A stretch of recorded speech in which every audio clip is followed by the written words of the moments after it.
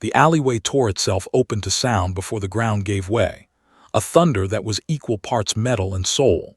And in that noise, a green shape fell out of the sky like a wrong answer to prayer. He hit between stained brick and neon, splatting pavement and scattering a congregation of demons whose teeth were sharper than their plans. And the first thing he did was stand and look at the damage with the terrible, patient measurement of a man who has counted his own limits. No one in that crowd treated him like a casualty. They treated him like a new hazard, and their laughter curdled into a dozen small provocation points when they realized he had not yet chosen to be furious. That choice hung over the scene like a storm front, and the thing everyone assumed they could toy with did not yet answer. But this is only the beginning, and whatever they do next will make the place colder and farther from mercy. If you want to follow the collapse as it unfolds, subscribe now, and take this as a warning. Keep watching, because what happens next will not stop at chaos. It will claim consequences you won't be able to undo. Bruce Banner hit the ground like a wrong answer to physics and pain, a body that remembered lab lights and liver spots landing in a place that remembered sins by name, and the first thing he did was check that he could still count. The pavement under him smelled of sulfur and old cigarette smoke, and acoustic feedback from somewhere, music, laughter, a radio that knew too much, pressed at the edges of his skull in a way that demanded attention. He moved slowly because moving slowly bought time, and time was the one thing he had learned to trade for restraint. His hands found the hem of his shirt, and he felt the old familiar tension behind his ribs where something sat and watched every insult.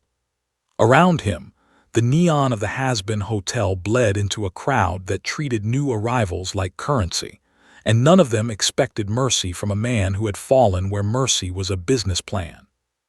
The first reactions were animal and instant. Teeth showed, claws flexed, and someone in a sequin jacket laughed too loud as though sound could be a challenge. They circled, a ring of sizes and shapes with attitudes the color of coal, and when a barbed voice called him fresh meat, the sound was not aimed at getting a rise so much as testing yields. Bruce kept his face neutral because neutral was a physicist's option, and because neutral let him observe without feeding the thing that sat under his skin. But observation did not mean ignorance. He cataloged shapes, estimated trajectories, and counted exits in a way a scientist did by reflex.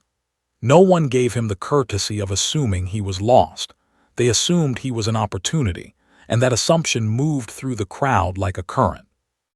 He spoke once because words could still hold things in place, and his voice was flat with the effort of not letting the other thing hear a weakness.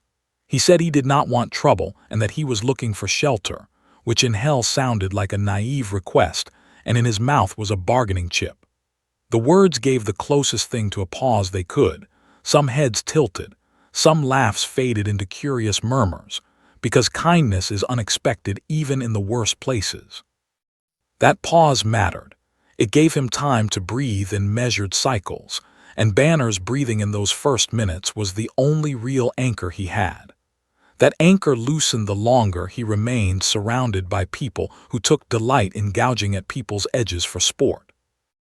Alistair noticed first, as one notices a piano playing slightly out of tune in a room full of guests, and he approached like a host who had heard a new chord. The radio demon's smile moved across his face with the theatrical certainty of static, and the crackle of his voice spread like an antique broadcast through the space as he offered a welcome that tasted of old-timey hospitality and knives. Bruce read the performance the way he would read a lab protocol: surface charm, underlying measurement, an intent to categorize and then to control. Alistair's eyes pinged left and right, assessing not just strength but entertainment value, and his polite curiosity carried the same weight as someone holding a scalpel to a subject with an experimental label already printed. Charlie moved through that periphery like a want of daylight, hand held out and voice pitched to soothe even as the world around her hummed with malice. She said his name, Bruce, before anyone else had decided what his name should be, and the familiarity landed like an instruction that said, for now, he was still a man who could be appealed to. Banner felt the urge to accept that warmth because warmth countered the cold inside him, and for a beat, he considered taking the offered hand and letting their kindness be a shelter. He did not because the world here was honest in how it repaid good intentions. It turned them into opportunities. Still, Charlie's concern mattered because it created a moral lever he could use if he needed to reel himself back from whatever would come next. That something came not from the grand figures but from a single pissed-off bartender with blood-red eyes and a talent for throwing things hard. A glass, a cleaver, a sealed jar of something that shimmered with light that looked like regret. Each projectile was a test aimed at Banner's calm. The objects did not cut him the way earthly steel might, but they stung and left irritants that hummed against his skin in a way that ached the nerves. Bruce managed each without letting his chest climb, and that management drained him because restraint took energy and hell's irritants felt like pepper rubbed into the places he already held thin. Each barbed hit translated up the chain into a tightening behind the eyes, and the circle of onlookers laughed as if that tightening were a prize. He moved toward a scuffle when a lesser demon shoved a woman through a wrought iron fence like she was nothing more than a prop, not because he wanted to fight, but because the sight of a person used as theater broke the anchored rules he'd made for himself. Banner stepped between the shove and the thrown body, and shoved back with the precise, measured force of someone who had spent his life avoiding harm by being the one to absorb it. The push was meant to separate, to make space, and that space held a thin line between control and a response he would regret. The line trembled when a mock hero in a rhinestone cape lunged to take credit, reaching out to pat Banner in a way that was equal parts claim and condescension, and the pat landed across muscle that already felt like an overstrung instrument. The green came first as a pressure, a swell in muscle tone that moved like tidewater under a storm, and Banner's vision narrowed to the small bright things that were injustice. He did not go full then. The change was a coiling, a widening of frame that made clothes thread tighter and breath come lower. The crowd's laughter dimmed into a collective intake because they read the physics the same way he did. They knew force when it stopped being a metaphor and became a thing you could hang on a person. A table bucked under a fist that sought distance, a chair split like it had been scored for rapture, and the first small shockwave rolled down the sidewalk like a warning. The thing in him had not learned language yet. It answered on a simpler plane. Proximity equals threat, and the hotel's neon sign stuttered with the sympathy of a world that had been built to watch calamity as entertainment. Alistair's smile widened into something curious and slightly impressed, the way a gambler leans when stakes rise. He did not step back because he had shown, time and again, that he preferred to be close to good showmanship. Charlie covered her mouth and took 2 steps forward because she still believed people could be saved from their worst selves, even when the worst self was enormous and green, and Vaggie reached for a blade with hands that did not shake though her jaw tightened. Banner felt those efforts like tugging at the fringe of a curtain. They mattered because they suggested rescue was a possibility, but they also tightened the ribbon of responsibility he wore around his chest. The more he tried to be the man who could de-escalate, the more the environment pressed and prodded, until being the man was an option that required refusing to be prey. Alistair tried to charm him down with an offer, hospitality, stories, a place in the hall for someone so interesting, and the attempt landed like a burn because it assumed negotiation where space needed boundaries. Banner understood the gambit. Make a man feel seen, and he will be more pliable than a man made to feel threatened, and in hell, seeing someone is sometimes the first step toward using them. The radio demon's voice wove kindly lies with the skill of a practiced operator, and his words snagged a thread inside Bruce that had been tight for a long time. That snag came loose with a small, animal sound. No words, only a rawness, and the shoulders broadened again in a move that pushed the nearest lamppost out of alignment. A real surge of movement came when something behind them, an act meant as entertainment, someone setting a chained spirit alight for laughs, crossed a line Banner had set in a life made of compromises. The sight was small and grotesque, and it fired the chemistry in him in a way calculations could not account for, righteous protection with the nausea of being used as a spectacle. He did not say he would stop it, he moved to stop it, and motion in that space meant physics changed. A chunk of sidewalk lifted, a doorway splintered, and the crowd scattered because they now understood the exact dimensions of a man who had been pushed out of patience. The last thing before the night opened larger was the sound. Alistair's amused static and Charlie's sharp intake, Vaggy's blade finding palm and Angel Dust's nervous cursing, and beneath all of it, the low, animal growl that the thing inside made when it chose to open its mouth. Banner's face, visible for a breath beneath green hair already bristling, measured consequences in the way someone who had built a life on living small must measure a falling piano. He had not chosen fury, but hell had chosen to test him, and when the first hotel sign ripped free and arced into the street like a broken moon, the motion it carried was not just force, it was notice. The first real mistake the crowd made was assuming the green was the whole of it, as though size were the only change that mattered, and not the chain reaction that followed each insult in a place that lived on provocation. The Hulk did not arrive at maximum rage because there was still a man inside counting outcomes, still a set of rules about where to step and who to avoid even as the sidewalk groaned under his weight. But hell does not reward measured response. It feeds on it, and the moment a cluster of sinners decided to test the new arrival with hellfire-laced chains, the irritation landed like grit under the eyelid of a body that heals faster than it forgives. The chains burned and then snapped, not because the flames found purchase, but because the tightening muscle beneath them answered pain with pressure. The answer came back through the street as a ripple that made windows chatter in their frames.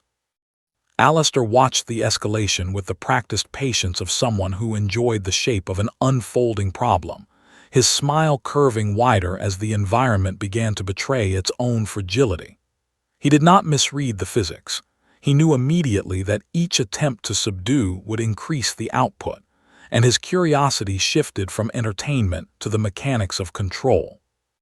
The radio static that accompanied his voice took on a coaxing warmth as he offered again to help, to guide, to manage expectations, in a neighborhood that had no expectations left. The attempt was not naive. It was strategic, an overlord's instinct to make an asset out of chaos before it defined itself as opposition. The Hulk answered with a growl that carried no language and plenty of judgment, and the nearest light post bowed as a hand, used it for balance rather than as a weapon. Charlie moved closer despite Vaggy's hand on her arm, because the moment had crossed from oddity into danger, and she refused to let the first instinct be fear. She spoke to Banner by name again, reminding him of promises he had not made here but had lived by elsewhere, and for a breath the green shoulders dipped as if the reminder found a foothold. That foothold vanished when a winged demon, eager to earn laughs, drove a pitchfork into the Hulk's flank with a theatrical flourish. The wound did not open the way earthly flesh might. It closed even as the metal bent, and the pain that registered was the kind that demanded an answer. The shove that followed threw the attacker through a storefront, and the glass fell inward like a curtain on a play that had gone wrong. Angel Dust's bravado evaporated into a string of curses as the street buckled under a footstep that had not been meant to harm anyone in particular. The ground itself answered the change in posture, sending a tremor down the block that made parked vehicles dance on their axles. The Hulk's movements were still defensive: push, create space, remove the immediate threat. But the scale had changed, and scale in hell tends to attract attention from those who trade in it.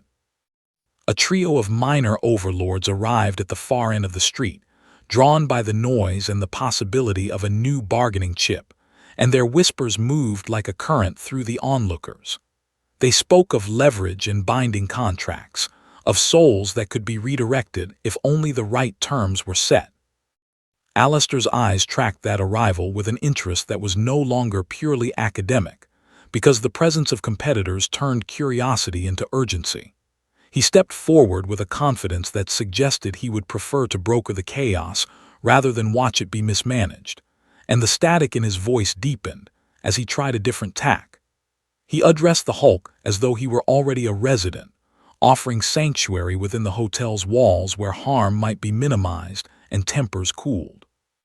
The words were meant for Banner as much as for the green body, a net cast for the mind that still understood agreements.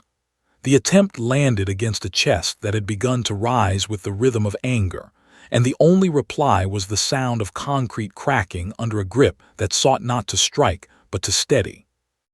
The escalation became unavoidable when one of the arriving overlords decided to demonstrate dominance with a flare of soul-laced energy that would have reduced a lesser demon to ash. The blast struck the Hulk's shoulder and washed over him in a glare that smelled of old sins, and for a second the street went quiet as if waiting for a verdict. The verdict was regeneration that kept pace with the burn, and an anger spike that translated into a step that left a crater where asphalt had been.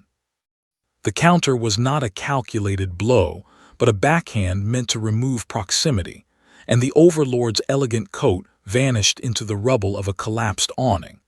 The crowd's laughter died because the joke had found its edge. Vaggie drew her blade in earnest then, not to attack but to shepherd Charlie back as the space between restraint and reaction narrowed. She understood, in the way soldiers do, that each new stimulus was feeding a loop that would not be closed by charm. The Hulk's gaze moved from threat to threat with an animal clarity that needed no explanation, and when a second soul blast arced in from the side, the turn that followed sent a lamppost sailing into a neon sign that exploded in a rain of glass.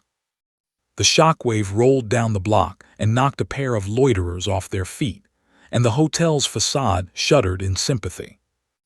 Alistair's next move was a binding attempt woven from sound and shadow, a lattice meant to hold without provoking further injury.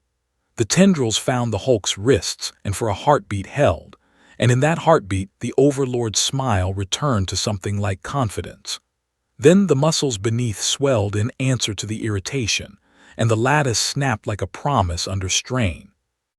The recoil threw a ripple of static across the streetlights, and the Hulk's growl deepened into something that made even the bravest of the onlookers step back.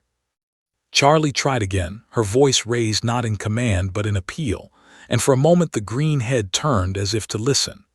That moment was stolen when a bystander, desperate to reclaim the crowd's favor, hurled a burning chain that wrapped around the Hulk's forearm. The heat did not bypass durability. It gnawed and annoyed, and the annoyance became fuel. The next motion tore a chunk of sidewalk free, and the throw that followed sent it skidding down the street toward a cluster of vehicles that erupted into sparks on impact. The confrontation had shifted from novelty to threat in a way that could not be laughed away, and the named figures on the street felt the weight of it in their bones. Alistair's curiosity had curdled into concern, Charlie's hope into urgency, and Vaggie's caution into readiness. The Hulk had not chosen the fight, but hell had chosen to test him with every tool it had, and the result was a street that no longer held together. The next provocation came from above, a winged silhouette banking toward the hotel with a flare of hellfire that promised escalation already in motion. By the time the winged silhouette dropped out of the red haze above the hotel, the street had stopped behaving like a place for arguments and started acting like a stage where power negotiated by breaking things. The Hulk understood that shift before anyone spoke it out loud, because the posture of the demons around him changed from playful provocation to territorial defense, and territorial defense in hell tends to summon structures that pretend to be governance. The first of those structures arrived in the form of an Overlord's enforcers, a tidy line of suited devils whose smiles did not reach their eyes and whose hands carried contracts like weapons. They did not charge, they positioned, forming a perimeter that suggested this would now be managed. The management began with an offer to Banner, not to the green body, because the mind is easier to bargain with than the thing it houses. Their spokesman addressed Bruce with the polite cadence of someone used to making people feel like they had chosen their own chains, offering sanctuary, resources, and a way to channel the inconvenience of his condition. The words were laced with binding intent, a soul scent that would have wrapped a lesser will in agreeable language, and the attempt landed against a man who had spent a lifetime saying no to himself. Banner recognized the trap because it looked like a lab grant with a clause in the fine print, and the recognition translated into a tightening that the Hulk felt as irritation. The enforcers mistook the pause for negotiation and pressed, stepping closer with papers that hummed with sigils. The hum translated up the chain as a threat, and the ground answered with a small buckle underfoot. Alistair watched the exchange with a smile that had gone thin at the edges, because the presence of formalized power meant his curiosity now had to share space with politics. He spoke into the moment with a tone that suggested the hotel might offer a better arrangement, one that did not reduce its guests to instruments for someone else's ledger. The suggestion was not altruism. It was territorial, an assertion that if chaos were to be curated, it would be curated here. Charlie nodded along despite the tremor in her hands, because she understood that offering shelter might be the only way to keep the city from becoming a proving ground. The Hulk did not misunderstand their intent. He understood it as competing attempts to define what he was allowed to be. The enforcer's patience ran out when Banner did not take the offered pen, and the first binding lash snapped across the Hulk's shoulder with a crack that sounded like paper tearing. The pain did not pierce. It nagged, an itch that refused to be ignored, and the regeneration that followed was immediate. The second lash came faster, aimed lower, and the irritation climbed with it. The response was a shove meant to create distance, but distance in a crowded street meant collateral, and a row of decorative columns splintered as one of the enforcers was thrown through them. The systemic response shifted from contract to containment without ceremony. More arrived then, not as individuals but as a coordinated presence that brought with it nets woven from dammed silk and hooks tipped with soul glass. They moved with a discipline that suggested practice, casting in arcs designed to entangle rather than to wound, because a living asset is more valuable than a destroyed one. The nets landed and held for a heartbeat, and in that heartbeat the Hulk's chest rose as the irritation of restraint found a familiar nerve. The fibers began to snap as muscle swelled, and the recoil lifted two enforcers off their feet as if they had been attached to springs. Each failure fed the loop the analyst would later try to chart, and the streetlights flickered in sympathy. Charlie tried to insert herself between the lines with a raised hand and a plea that carried the authority of someone who believed redemption was a policy, not a prayer. She spoke of safety and understanding, of a place where he could learn to manage what he carried without being turned into a weapon. The words reached Banner, and for a second the green head tilted, because hope is a stimulus as surely as fear. That second was stolen when a hook found purchase at the crook of an elbow, the soul glass biting with a chill that felt like accusation. The Hulk's answer was to rip free, and the hook came with it, trailing a line of enforcers who had not expected to be moved. Alistair's voice threaded through the chaos again, offering a countermeasure woven from sound that would dampen rather than bind. The lattice of radio static settled over the Hulk's shoulders, and for a breath the rise of his chest slowed, a demonstration that hell could produce tools that did not provoke. The enforcers misread the lull as weakness and advanced, and the advance translated into pressure. Pressure made the lattice strain, and when it snapped the recoil carried a shock that rattled the hotel's windows. The growl that followed had weight enough to make even the suited devils hesitate. Angel Dust had retreated to the doorway with a view that let him see the line between appeal and escalation dissolve, and his commentary died in his throat as a lamppost bent under a grip that had not meant to strike. Vaggie moved with Charlie, guiding her back toward the hotel's steps as the space in front of them became a basin for force. The Hulk's next step left a crater where a decorative tile had been, and the shove that followed sent a net caster into a parked carriage that collapsed under the load. The systemic response had escalated from offer to enforcement, and enforcement was teaching the same lesson as every provocation before it. Above them, a darker presence gathered at the edge of the haze, drawn by the noise and the promise of a new imbalance. The city had noticed, and hell does not notice quietly. The enforcers regrouped with heavier implements, and Alistair's smile faded into calculation as he weighed whether curiosity had become liability. The next wave formed with an intent that would not be mistaken for negotiation, and the street braced as if it knew the terms had changed. The next wave did not arrive as a handful of overeager enforcers. It came as a coordinated sweep that stretched beyond the block and into the avenues feeding the Hazbin Hotel, and the sound of it carried like a storm moving through ironwork. The Hulk recognized the change before anyone announced it, because the quality of movement shifted from opportunistic to territorial, and territorial defense in Hell scales quickly once overlords decide their ledgers are at risk. Streets that had been content to host a spectacle began to empty as lesser demons pulled back from the perimeter, leaving behind the kind of space that invites force to operate without witnesses. Banner felt that emptiness as a relief and a threat at the same time, because it meant fewer civilians in the path and more room for escalation. The first coordinated blast of soul-laced energy landed from the far end of the avenue and washed across his shoulders like a cold accusation. It did not bypass his durability. It irritated it, gnawing in a way that demanded an answer, and the answer translated into a step that left a crater where tile had been. The counter that followed was not aimed at anyone in particular. It created space by turning a line of ornamental fencing into a spray of twisted metal.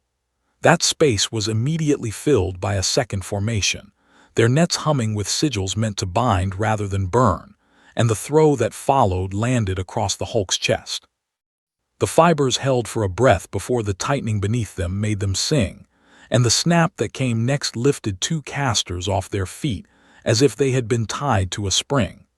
The shockwave rolled down the block and shattered a display window that had survived the first clash. Charlie moved along the hotel steps with Vaggie close at her side, trying to guide a knot of residents back into the lobby where walls might at least deflect debris. Her voice carried across the courtyard with the authority of someone who believed safety could be negotiated even when the other side spoke in contracts. She called Banner's name again, and the green head turned a fraction, as if the reminder found a foothold in the rising tide. That foothold slipped when a trio of aerial demons banked low and dropped a volley of hellfire that burst against the pavement at his feet. The heat did not open him, it annoyed him, and the annoyance climbed with the rhythm of impacts. Alistair's interest hardened into calculation as the conflict spilled beyond the hotel's frontage and into adjacent streets. He extended a lattice of sound that dampened the worst of the immediate stimuli, trying to keep the loop from feeding on itself. But the city had already decided this would be a test of boundaries. Overlord banners began to appear on rooftops, their sigils glowing with proprietary intent, and the air itself took on the hum of a market opening for trade. The attempt to charm had become an attempt to manage, and management required lines on maps that had not existed an hour ago. The Hulk understood the intent as an encroachment rather than an offer, and his next movement pushed a parked carriage into a storefront that folded inward. Angel Dust had retreated into the lobby with a view through the shattered doors, his usual commentary reduced to a mutter as the avenue buckled under another step. The tremor traveled through the hotel's foundation and rattled picture frames along the hall, a reminder that the conflict now had a radius. Vaggie drew her blade in earnest, not to attack, but to mark a boundary between those inside and the space outside that had become a basin for force. The next coordinated blast from the far corner of the block struck the Hulk's flank and washed over him in a glare that smelled of old debts. Regeneration kept pace with the burn, and the shove that followed sent a net team into a line of lamp posts that toppled like dominoes. The city answered with heavier tools that had been held back for fear of collateral, their operators deciding that fear had already been priced in. Chains tipped with soul glass arced through the air and wrapped around a forearm, the chill of them registering as an accusation rather than a wound. The Hulk tore free, and the recoil dragged a caster across the asphalt into a pile of rubble that had once been a vendor's stall. Each failed restraint fed the same curve that Alistair had recognized earlier, and his smile thinned as he adjusted the frequency of his lattice to compensate. The adjustment bought a breath before a second volley of hellfire landed short and drove irritation higher. Banner's internal resistance mattered in the way he angled his steps, turning away from a cluster of residents as they fled across the courtyard. That turn carried him into the path of an Overlord's lieutenant, who had arrived with a contract ready to be signed in blood. The lieutenant spoke of partnership and purpose, of a role in a city that valued strength when it was properly channeled, and the words landed against a chest that had begun to rise with the rhythm of anger. The reply was a growl that made the nearest window crack, and the lieutenant's smile faded as the ground dipped under a foot that sought balance rather than conquest. The city had expanded the conflict, and the conflict had begun to redraw the city. Above the rooftops, a darker silhouette gathered with a patience that suggested oversight rather than curiosity. The banners on the adjacent avenues burned brighter as more enforcers moved into place, and the lattice of sound that Alistair maintained began to fray under the weight of competing sigils.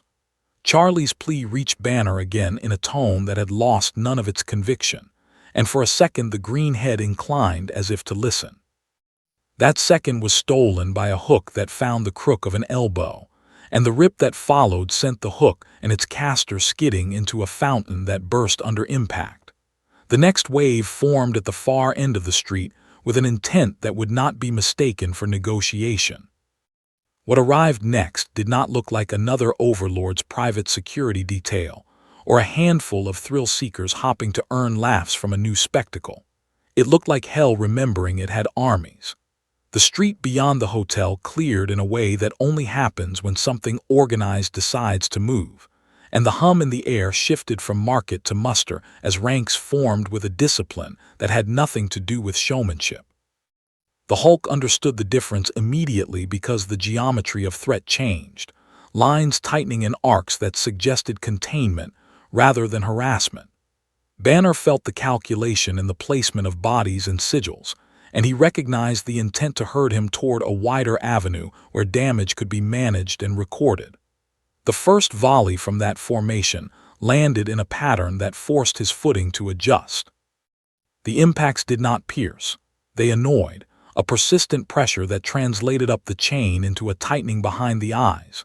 Regeneration kept pace with the minor burns even as the next line advanced, their shields etched with runes meant to dampen motion rather than to cut. The Hulk's response was defensive, a shove to create distance that sent a barricade cartwheeling into a stack of crates that burst open under the load. The shockwave rolled down the street and rattled the hotel's glassless frames, and Charlie felt it in her chest as she ushered another knot of residents back from the doorway. Each failed attempt to bind fed the same loop that Alistair had tried to manage with sound, and the lattice he maintained began to strain. Alistair adjusted again, layering a deeper frequency meant to dull the irritation that Hellfire and Soul Lash produced, but the arrival of formal ranks meant competing authorities were now speaking at once. Their sigils burned along the pavement in a grid that tried to claim jurisdiction, and jurisdiction in Hell is often enforced by force that pretends to be policy. A captain in Baroque armor stepped forward with a contract that was less invitation than ultimatum, offering Banner a sanctioned place within a city that would channel his potential. The offer was aimed at the man who still counted breaths, and the counting faltered as another volley landed across the Hulk's shoulders. The growl that followed had weight enough to make the nearest shields tremble. Vaggie moved along the steps with her blade drawn, marking a line that the residents behind her would not cross, and Angel Dust retreated further into the lobby where commentary felt like a luxury. Charlie called Banner's name again, reminding him that not every authority here was interested in using him, and the reminder landed as a fleeting foothold. That foothold slipped when a chain tipped with soul glass wrapped around his forearm, and the chill of it registered as accusation rather than injury. The rip that followed dragged 3 soldiers off their feet and into a line of lamp posts that toppled like reeds. The formal ranks answered with a tighter formation. Above them, Aerial units banked into place with a grace that suggested practice, their wings casting moving shadows across the courtyard. They dropped nets woven with dammed silk that settled over the Hulk's shoulders, and for a heartbeat held, the fibers humming with intent. The tightening beneath them made them sing, and the snap that followed lifted a handler clear of the ground as the net tore free. Each failure raised irritation into anger, and anger translated into a step that left a crater where tile had been. The shove that followed sent a shield team skidding into a carriage that collapsed under the load. The escalation had become military in everything but name, and the city's response reflected that shift. Heavier implements arrived on wheeled platforms, their muzzles etched with sigils that glowed in anticipation, and the first of their discharges washed across the Hulk's flank in a glare that smelled of old debts. The burn did not open him. It gnawed, and regeneration kept pace even as the next discharge landed short and drove irritation higher. Alistair's lattice flickered as competing frequencies clashed, and his smile thinned into calculation. The attempt to charm had long since become an attempt to survive. Banner's internal resistance mattered in the way he angled his next step, turning away from a cluster of residents fleeing across the courtyard and into the wider avenue the ranks had prepared. That turn was read as compliance by the captain, who raised a gauntleted hand to advance. The advance translated into pressure, and pressure translated into a backhand that removed proximity by turning a barricade into a spray of splinters. The shockwave rolled down the avenue and shattered a row of neon signs that had survived the first clash. The ranks tightened again, their grid extending into the cross streets. Charlie's voice reached him once more in a tone that had not lost its conviction, and for a second the green head inclined as if to listen. That second was stolen by a hook that found the crook of an elbow, and the rip that followed sent the hook and its handler skidding into a storefront that folded inward. The captain signaled for the heavier platforms to move up, and the aerial units shifted to maintain the corridor. The next discharge was already charging, its glow reflecting off armor and glass. The heavier platforms did not belong to any one Overlord's private militia, and the way they rolled into the widened avenue told the Hulk that hell had decided this was no longer a neighborhood problem. Their frames were older than the neon that flickered above them, carved with sigils that spoke to agreements made across rings, and the crews that manned them wore insignia that did not answer to street banners. The first discharge came as a sheet of contained hellfire that spread across the pavement in a controlled wave, forcing his footing to adjust as the ground beneath him heated without truly burning. It did not bypass his durability. It irritated it, a persistent gnaw that translated into a tightening behind the eyes. Regeneration kept pace with the surface damage even as the platforms advanced in unison.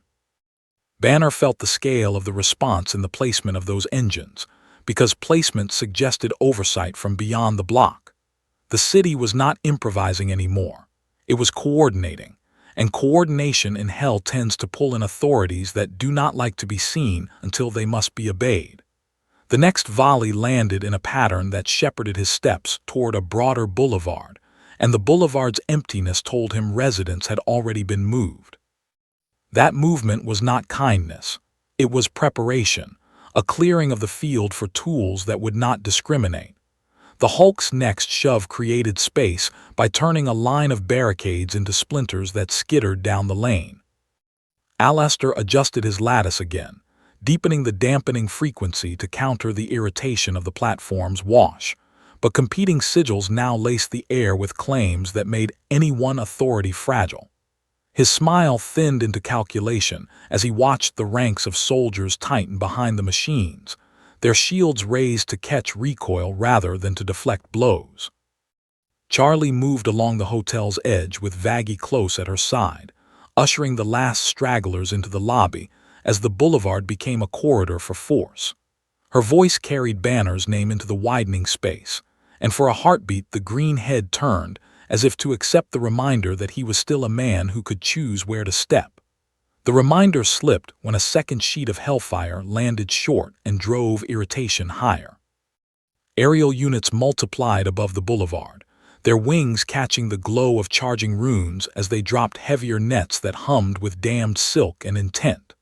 The fibers settled across his shoulders and held for a breath, and in that breath, the crews on the platforms recalibrated their aim.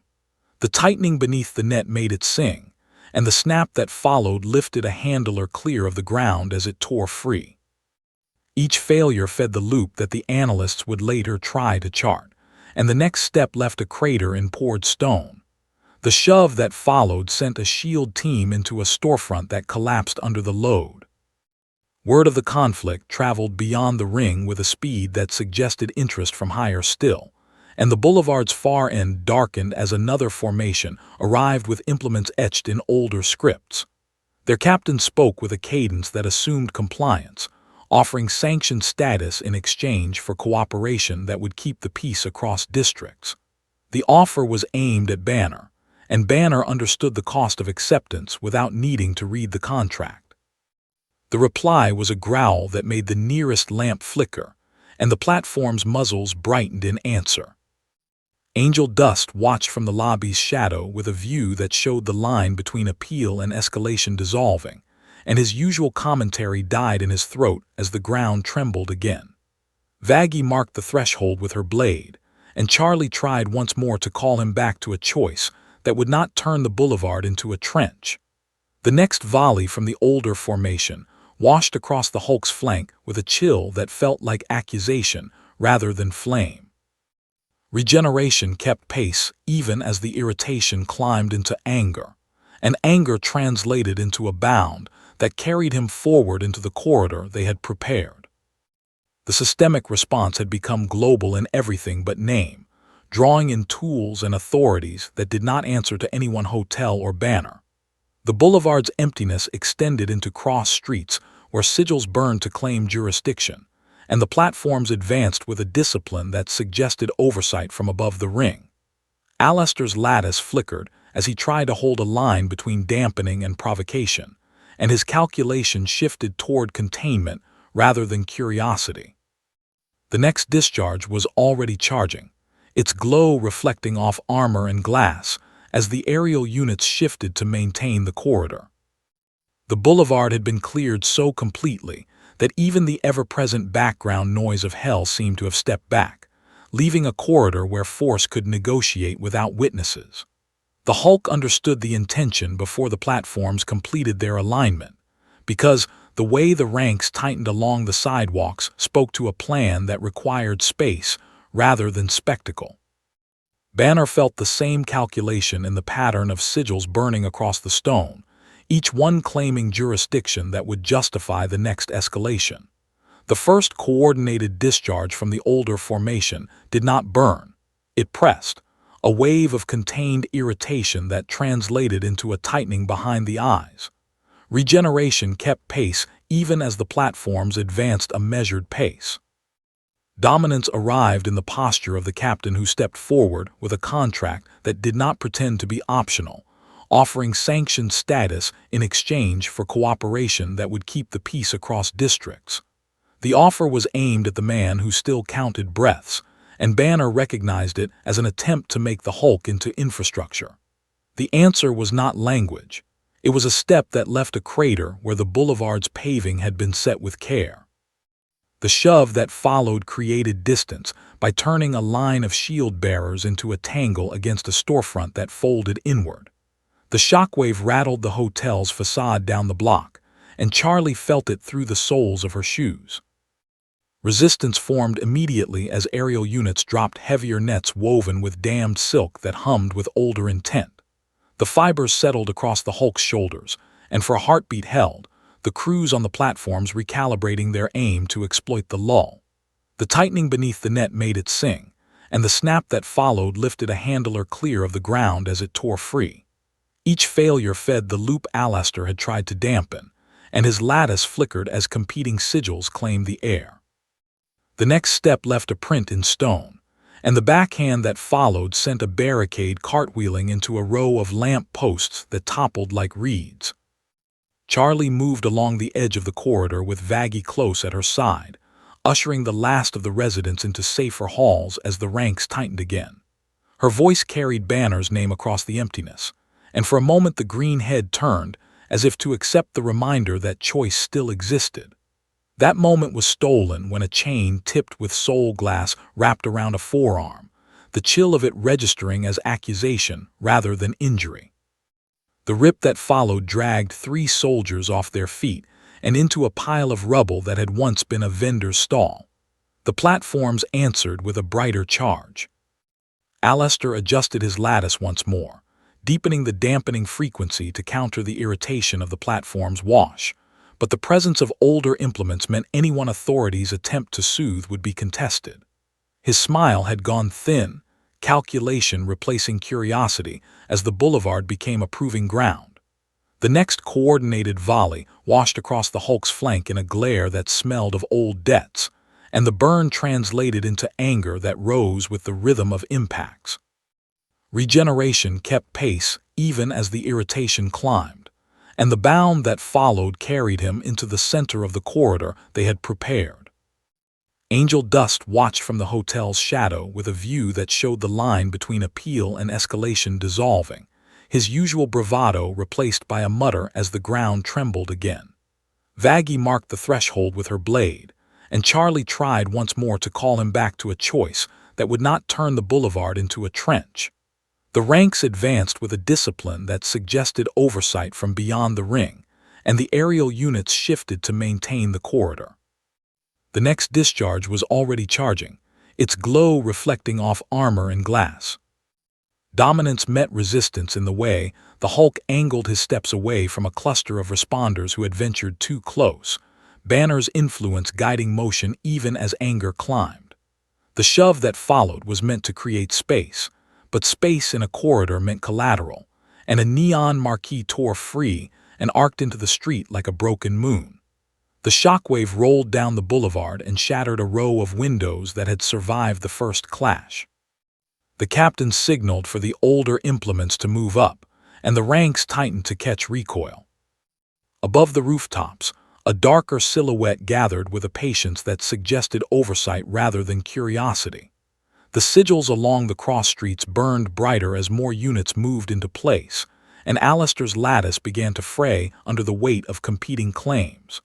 Charlie's plea reached Banner again in a tone that had not lost its conviction, and for a second the green head inclined as if to listen. That second was stolen by a hook that found the crook of an elbow, and the rip that followed sent the hook and its handler skidding into a carriage that collapsed under the load. The corridor had become a vice, and the next wave formed at its far end with an intent that would not be mistaken for negotiation. The aerial units banked lower, their nets ready, while the older platforms hummed with a charge that promised a different kind of pressure. The city had chosen to resist with everything it could coordinate, and the boulevard braced as if it knew the terms had changed again. The boulevard narrowed into a canyon of broken neon and cracked facades, and the ranks along the sidewalks adjusted in a way that told the Hulk the corridor had become a funnel. Resistance was no longer improvisational. It had teeth now, layered with implements that carried the weight of agreements made far beyond the hotel's shadow. The older platforms rolled forward with a measured inevitability, their sigils burning in patterns that claimed authority across districts, and the aerial units dipped lower to drop nets that hummed with damned silk. Banner understood the geometry of it before the next discharge landed, because the placement of force spoke to a plan that required him to be moved rather than merely hurt. The first wave pressed across his shoulders like a cold wind that did not cut but would not be ignored. It irritated in the way sand irritates a hinge, and the tightening that followed translated into a step that left a crater where stone had been set with care. Regeneration kept pace with the minor burns even as the next net settled and held for a breath, the crews on the platforms recalibrating to exploit the lull. The tightening beneath the fibers made them sing, and the snap that followed lifted a handler clear of the ground as the weave tore free. Each failure fed the loop Alistair had been trying to dampen, and his lattice flickered under the pressure of competing sigils that now claimed the air. The shove that followed sent a shield team skidding into a line of lamp posts that toppled like reeds. Charlie moved along the edge of the corridor with Vaggie close at her side, ushering the last of the residents through a side entrance as the ranks tightened again. Her voice carried Banner's name into the narrowing space, and for a heartbeat the green head turned, as if to accept the reminder that he could still choose where to step. That heartbeat was stolen when a chain tipped with soul glass wrapped around his forearm, the chill of it registering as accusation rather than injury. The rip that followed dragged 3 soldiers off their feet and into a storefront that folded inward under the load. The platforms answered with a brighter charge. Alistair adjusted his lattice again, deepening the dampening frequency to counter the irritation of the platform's wash. But the presence of older implements meant anyone authorities attempt to soothe would be contested. His smile had gone thin, calculation replacing curiosity as the canyon became a proving ground. The next coordinated volley washed across the Hulk's flank in a glare that smelled of old debts, and the burn translated into anger that rose with the rhythm of impacts. Regeneration kept pace even as irritation climbed, and the bound that followed carried him into the center of the funnel they had prepared. Angel Dust watched from the hotel's shadow with a view that showed the line between appeal and escalation dissolving, his usual bravado replaced by a mutter as the ground trembled again. Vaggie marked the threshold with her blade, and Charlie tried once more to call him back to a choice that would not turn the canyon into a trench. The ranks advanced with a discipline that suggested oversight from beyond the ring, and the aerial units shifted to maintain the funnel. The next discharge was already charging, its glow reflecting off armor and shattered glass. Banner's internal resistance mattered in the way. He angled his next step away from a cluster of responders who had ventured too close, even as anger climbed under sustained irritation. The shove that followed was meant to create distance, but distance in a funnel meant collateral, and a neon marquee tore free and arced into the street like a broken moon.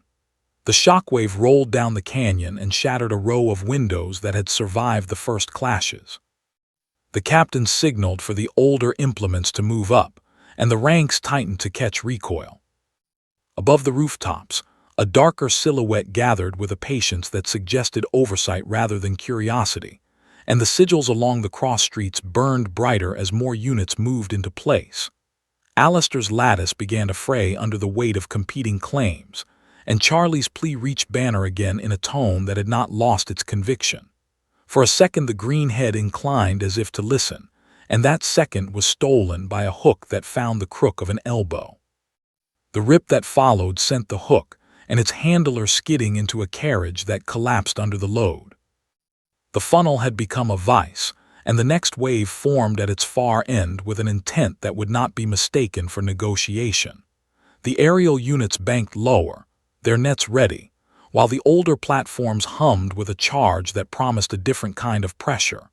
The city had chosen to resist with everything it could coordinate, and the canyon braced as if it knew the terms had changed again. By the time the funnel opened into the wider plaza beyond the boulevard, the conflict had shed the last of its pretense and begun to look like an argument between authorities that did not like to share jurisdiction. The Hulk understood that shift before the ranks fanned out along the perimeter, because the sigils now burning across the paving stones were older than the street itself and carried claims that did not answer to overlords alone. The presence gathered above the plaza was not subtle. It arrived with a weight that made neon dim and static thicken, and the air took on the stillness of oversight rather than curiosity. Banner felt the change in the way the irritation of earlier volleys settled into a steadier burn, the kind that did not cut but would not let him forget it was there. Regeneration kept pace, even as the ground beneath him began to fracture along lines that had never been meant to move. The first of the plaza's implements discharged in a pattern that pressed from all sides, a containment field woven from authority rather than silk. It did not bypass durability. It annoyed, a persistent pressure that translated into a tightening behind the eyes, and the tightening answered with a step that left a crater where tile had been laid in careful symmetry. The shove that followed created space by turning a ring of pylons into splinters that skittered across the square, and the shockwave rattled the hotel's facade blocks away.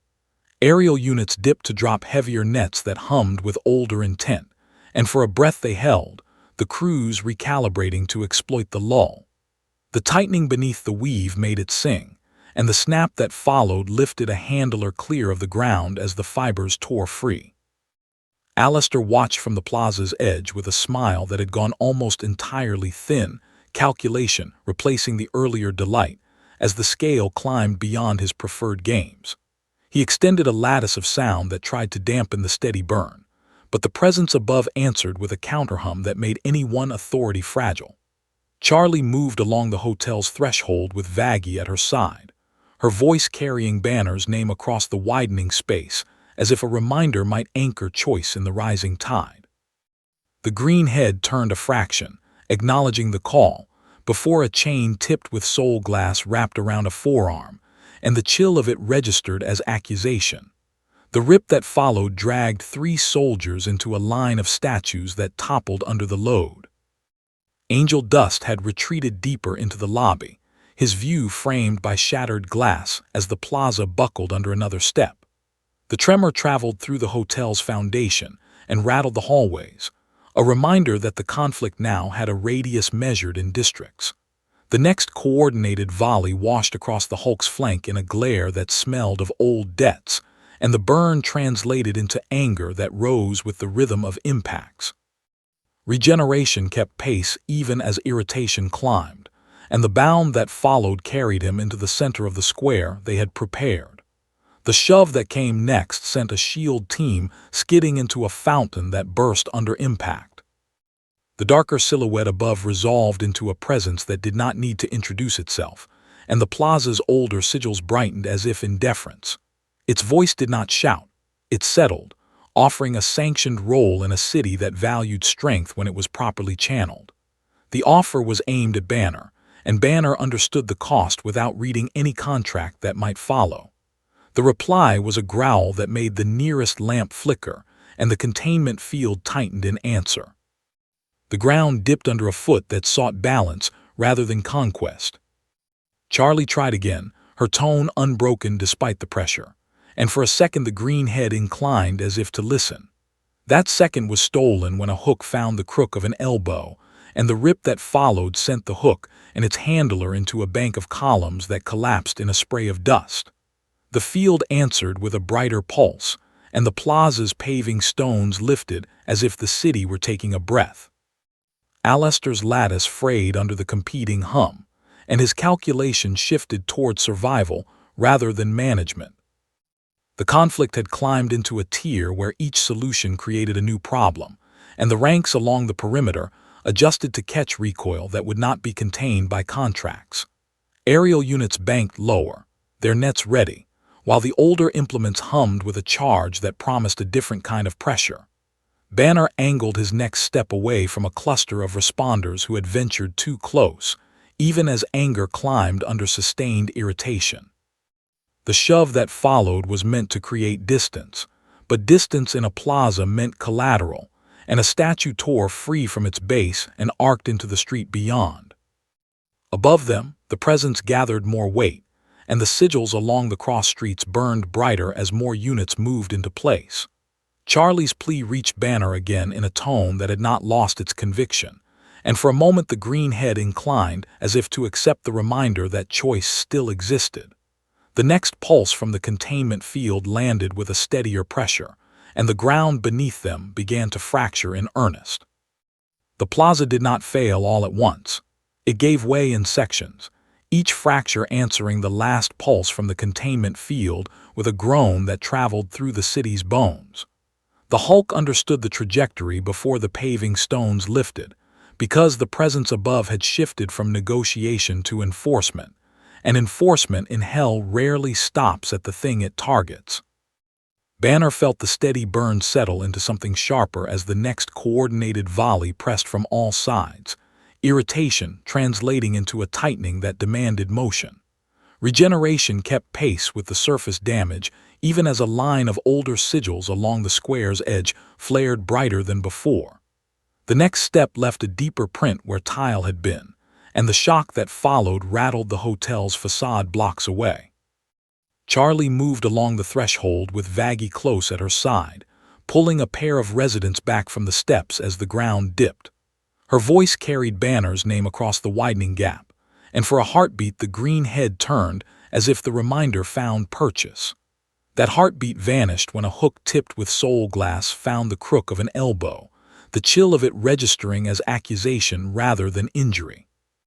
The rip that followed dragged its handler into a line of pylons that toppled under the load, and the containment field answered with a brighter pulse. The plaza's fountain split along its basin, water and dust lifting together in a gray mist. Alistair's lattice flickered as he tried to counter the steadier pressure, but the presence above had committed to a pattern that left little room for charm. His smile had gone thin as paper, calculation now a matter of who might survive the next minute rather than who might profit from the next hour. The next discharge washed across the Hulk's flank in a glare that smelled of old debts, and the burn translated into anger that rose with the rhythm of impacts. Regeneration kept pace even as the irritation climbed, and the bound that followed carried him into the square's center, where the paving had begun to buckle. The shove that came next sent a shield team skidding into a bank of statues that burst under impact. Angel Dust watched from the lobby's shadow as the first of the surrounding facades sheared along stress lines, his usual commentary reduced to a whisper. Vaggie marked the threshold with her blade while Charlie tried again to reach the man inside the green body, her tone unbroken despite the pressure.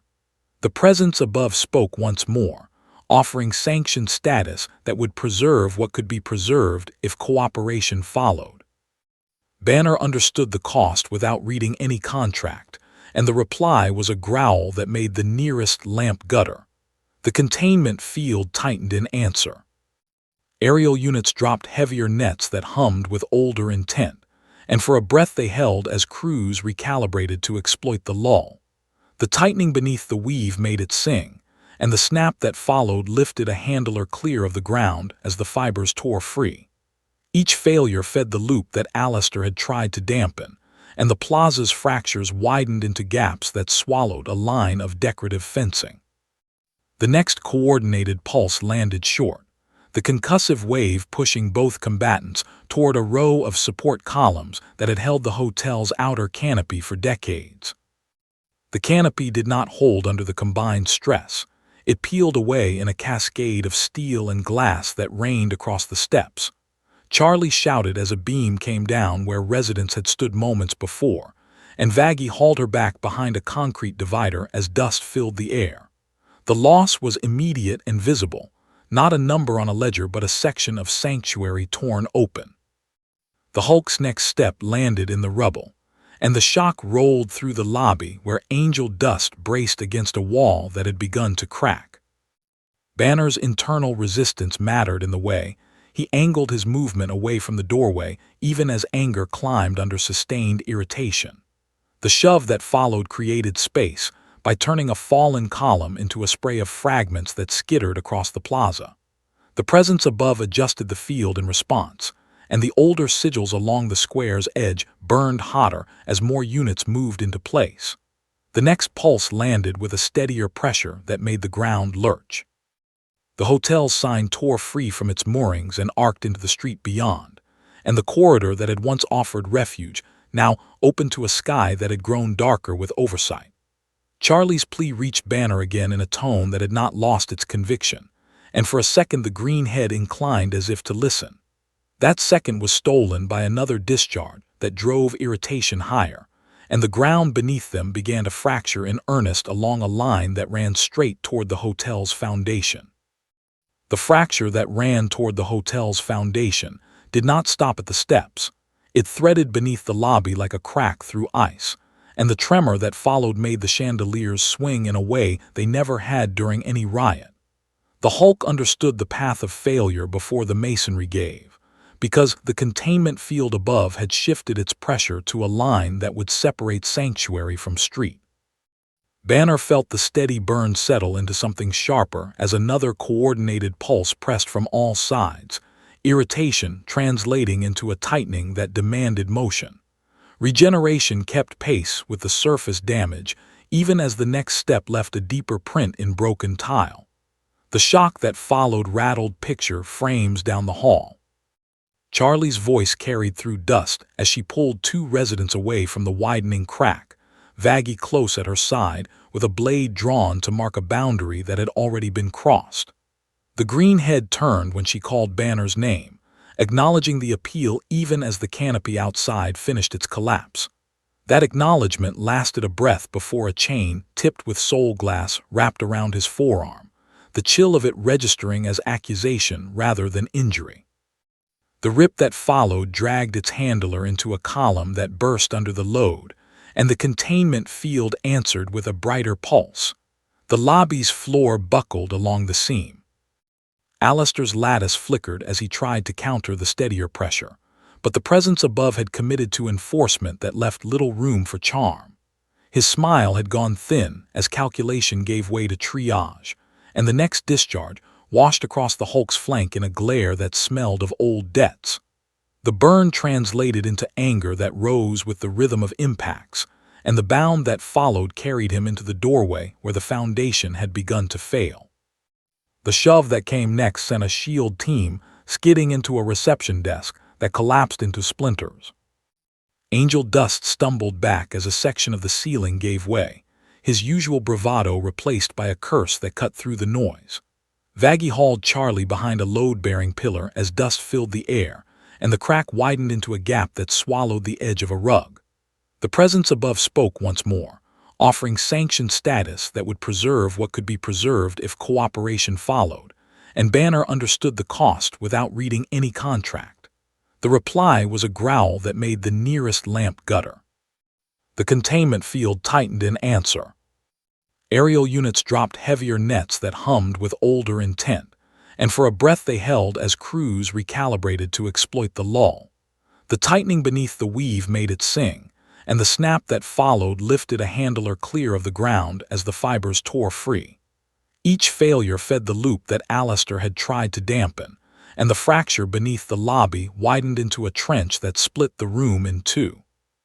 The next coordinated pulse landed short, the concussive wave pushing both combatants toward the stairwell that had led to the hotel's upper floors. The stairwell did not survive. It sheared along the same line that had opened beneath the lobby, and the steps cascaded into the gap in a spray of dust and plaster. Charlie shouted as a banister tore free, and Vaggie dragged her back as the floor slumped toward the trench. The Hulk's next step landed in the rubble, and the shock rolled through the remaining walls where Angel Dust braced against a doorframe that had begun to twist. Banner's internal resistance mattered in the way. He angled his movement away from the cluster of residents, even as anger climbed under sustained irritation. The shove that followed created space by turning a fallen beam into a spray of fragments that skittered across the floor. The presence above adjusted the field in response, and the older sigils along the square's edge burned hotter as more units moved into place. The next pulse landed with a steadier pressure that made the remaining facade lurch. The hotel's sign, already torn free, scraped along the street beyond as the foundation shifted. Charlie's plea reached Banner again in a tone that had not lost its conviction, and for a second the green head inclined as if to listen. That second was stolen by another discharge that drove irritation higher, and the final load-bearing wall cracked with a sound that ended the argument. The lobby gave way in a slow, terrible tilt, and the trench widened as the building began to settle into it. The building did not collapse like a bomb. It surrendered, one floor at a time, each support failing in a sequence that turned the lobby into a slanting corridor of dust and splintered beams. The Hulk understood the pattern before the last load-bearing wall gave, because the containment field above had been tuned to break sanctuary rather than body. Banner felt the steady burn settle into something that demanded a choice, irritation translating into a tightening that would not let him stand still. Regeneration kept pace with the falling debris, even as the trench beneath the hotel widened to swallow the reception desk and half the staircase. The next step landed in rubble that had been carpet minutes earlier. Charlie's voice cut through the noise as she pulled a resident clear of the tilting floor, Vaggie anchoring her with a hand that did not shake. The green head turned when she called Banner's name, acknowledging the appeal even as a beam came down where the doorway had been. That acknowledgement lasted a breath before another pulse from above pressed across his shoulders, the irritation of it registering as accusation. The shove that followed was not aimed at any rank. It created space by driving a fallen column into the trench where it lodged against the collapsing edge. The shock that rolled through the structure knocked Angel Dust off his feet and into a wall that had begun to bow. Alistair's lattice guttered as the presence above committed to the final pattern, calculation giving way to the simple question of whether anything could be preserved. The next discharge washed across the Hulk's flank in a glare that smelled of old debts, and the burn translated into anger that rose with the rhythm of impacts. The bound that followed carried him toward the opening where the lobby had been, away from the cluster of residents that Vaggie had dragged behind a pillar.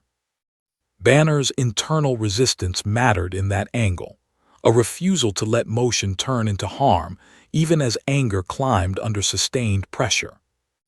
The trench yawned wider as the upper floors settled, and the containment field tightened in answer to the shove that had lodged the column. Aerial units banked lower with nets that hummed with older intent, and for a breath they held as crews recalibrated. The tightening beneath the weave made it sing, and the snap that followed lifted a handler clear of the ground as the fibers tore free. Each failure fed the loop that had defined the night, and the ground beyond the hotel began to fracture in sympathy. The presence above spoke once more, offering sanctioned status that would preserve what could be preserved if cooperation followed. Banner understood the cost without reading any contract, and the reply was a growl that made the nearest lamp gutter. The next step carried the Hulk to the edge of the trench where the street had already begun to give, and the shove that followed drove a second beam into place beside the first. The improvised brace did not save the building. It bought a corridor, a narrow path along which Charlie and the others could move. Vaggie saw it for what it was and dragged the last of the residents through the gap as dust filled the air. The containment field adjusted again, older sigils along the square's edge burning hotter as more units moved into place. The next pulse landed with a steadier pressure that made the remaining facade lurch toward the trench. The hotel's sign scraped along the street beyond as the foundation shifted, and a section of the upper floor peeled away in a cascade of plaster. Angel Dust stumbled into the corridor that the beams had created, coughing as the air thickened. Charlie's plea reached Banner one last time in a tone that had not lost its conviction, and the green head inclined as if to accept the reminder that choice still existed. That acceptance translated into motion, toward the street rather than back into the collapsing lobby, a decision that would not save the hotel but might save those inside it. The next bound carried him into the plaza where the containment field pressed hardest, drawing the focus of ranks that had been advancing on the doorway. The final exchange did not look like a victory, it looked like a trade. The shove that followed turned a line of pylons into splinters that skittered across the square, and the shockwave rolled back into the trench where the beams held just long enough. Charlie and Vaggie reached the far side as the corridor gave, and the last of the lobby settled into the gap with a sound that ended the argument. The hotel was gone where it had stood, its foundation now a broken line in the plaza. The presence above dimmed its field as the ranks fell back from a structure that no longer existed to be preserved. Alistair stood at the edge of the dust with a smile that had no humor in it, calculation already turning toward what came next in a city that had lost a sanctuary. The Hulk remained in the square, posture broad under a sky that had grown darker with oversight, and the absence behind him changed the terms by which hell had operated. Overlords who had come to broker now came to count, and Charlie's project would never again be measured by the same promises. The world did not return to normal. It returned to a different set of assumptions where strength could not be invited without consequence. The trench cut the plaza in two, and in the silence that followed, Every banner in the district recalculated its claims.